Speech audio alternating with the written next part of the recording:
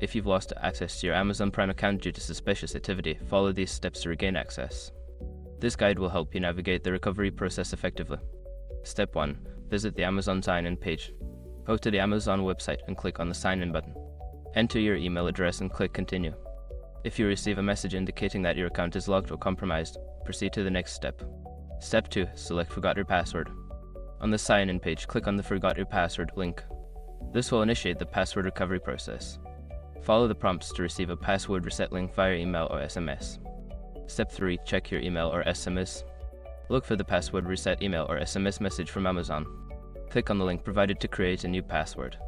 Make sure to choose a strong and unique password to enhance your account security. Step 4. Enable two-step verification. Once you regain access, navigate to your account settings and enable two-step verification. This adds an extra layer of security by requiring a verification code sent to your phone or email when you sign in. Step 5. Review account activity.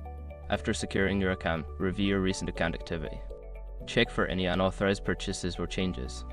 If you find anything suspicious, report it to Amazon customer service immediately. By following these steps, you can successfully regain access to your Amazon Prime account and enhance its security. Always stay vigilant about your account activity to prevent future issues.